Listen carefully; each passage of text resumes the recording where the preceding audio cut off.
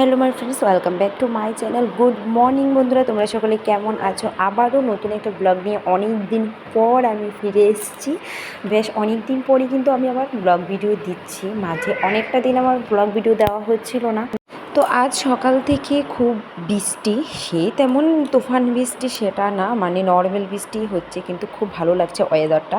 তো কখন বৃষ্টি থামবে জানি না। এখন কিন্তু বেলা প্রায় 8টা বেজে গেছে। তো আজ যেহেতু মেয়ে স্কুলটা বন্ধ আছে, সে কারণে একটু লেট করেই ঘুম থেকে উঠেছি। হ্যাঁ, ওই যে বললাম না, মাঝে অনেকটা দিনে আমার ব্লগ শেয়ার করা হয়নি। কারণটা হচ্ছে গিয়ে ও বাড়ি থেকে আমার ভাড়া বাড়িতে জিনিস শিফট করা, তারপরে যেহেতু ও কাছে থাকে না, বর নেই তো বাড়িতে, সেই জন্য নিজেরই একা একা সব কিছু করতে হচ্ছে। তো তার মাঝে আর আমার ব্লগ ভিডিওই শেয়ার করা হচ্ছে না, একটু প্রবলেম হয়ে গেছে।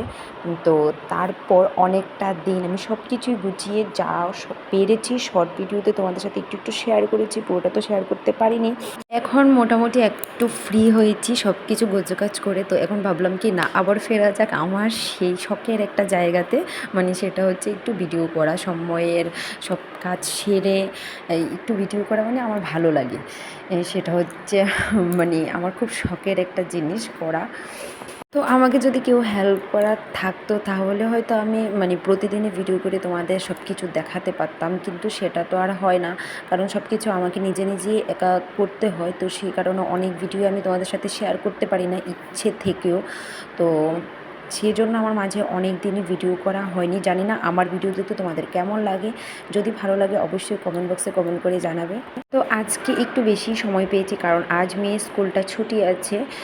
তো ভাবলাম কি না, আজকে একটা ব্লগ শেয়ার করা যাক, যেহেতু আজ একটু সময় আছে আমার হাতে। কারণ অন্যদিন খুব তাড়াহুড়োর মধ্যে জীবনটা চলে, সারা সকাল থেকে রাত পর্যন্ত। তো সে কারণে আর ব্লগটা করা হয়ে ওঠে না। তারপরেও চেষ্টা করব অন্যদিনের ব্লগটা তোমাদের সাথে আমি শেয়ার করার। তো আজকে শুধু আমি মর্নিংয়ের সকাল টাইমের ভিডিওটাই তোমাদের সাথে শেয়ার করেছি, কারণ সারাদিনের একটা ব্লগ এখানে শেয়ার করতে গেলে ব্লগটা আজ অনেকটাই বড় হয়ে যাবে। তো পরে না হয় আরেকদিন আমি সারাদিনের একটা ব্লগ তোমাদের সাথে আমি শেয়ার করব।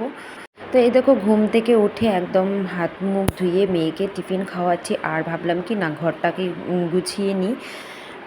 এই ঘর যে আমাকে সারাদিন কতবার না গোছাতে হয়, কারণ এই তো গোছাবো একটু বাদেই মেয়ে আবার একদম অগোছালো করে দেবে। আর জানো তো, ঘর তো গোছানো না থাকলে একদমই ভালো লাগে না আমার। কারণ আমি দেখেছি যখনই ঘরটা নোংরা থাকে, বিছানাটা এলোমেলো থাকে, তখনই কেউ না কেউ আসে। সেই কারণে আমি চেষ্টা করি একদম মানে সবসময় মানে অ্যাটলিস্ট সামনের রুমটাকে মানে সবসময় ফিটফাট রাখার জন্য। কিন্তু কি বলো তো, বাচ্চার ঘর যতই গোছাও, সারাদিনে গোছাও, তারপর গুছিয়ে রাখা যায় না। মেয়ে একটু বাদে উঠে এসে একদম এলোমেলো করে দেবে, জানো তো।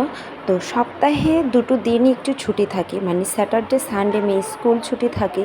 তো সে কারণে দুটো দিন একটু লেট করে ঘুম থেকে উঠি, 8টা বেজে যায়, 8:30 বেজে যায়।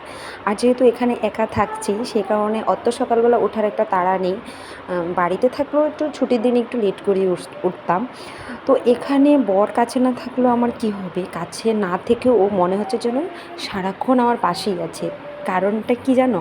কারণটা হচ্ছে যে ছুটির দিনগুলিতে আমি একটু লেট করে উঠি, ওই ছুটির দিনগুলিতেও সকালবেলা সকালবেলা ফোন করে বলবে, মা এতটা পর্যন্ত ঘুমিয়ে আছো, মেয়েকেও বাজে অভ্যেস করছো, মানে যা কিছু করে বলবে। কিন্তু অন্য দিনগুলিতে যে আমি ভোরবেলা ঘুম থেকে উঠছি, 5টার সময় উঠছি, 4টের সময় উঠছি, উঠে মেয়ের জন্য খাবার তৈরি করা, মেয়েকে ঘুম থেকে উঠিয়ে টিফিন খাইয়ে স্কুলে পৌঁছে দেওয়া, তখন কিন্তু সকালবেলা ফোন করবে না। হ্যাঁ, তো এটা নিয়েই হয়ে যায় আর কি, বরের সাথে একটু মনোমালিন্য হয়ে যায়। কারণ ছুটির দিনগুলিতে যখন আমি একটু রেস্ট নেব, একটু ঘুমোবো, তখনইও সমস্যা হয়। কিন্তু যে সময়টাকে আমি কাজ করি তখন কিন্তু কেউই দেখে না। এটা একদম সত্যি বাস্তবতা। যায় না তোমাদের কাদের কাদের সাথে এই কথাটা মিলছে। যাদের ভালো লাগে এই কথাটা অবশ্যই কিন্তু একটা কমেন্ট করবে।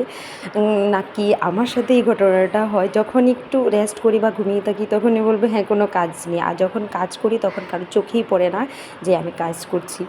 চলো, আজকের মর্নিংয়ের ভিডিওটা এ পর্যন্তই। ভালো থাকবে, সুস্থ থাকবে, টাটা।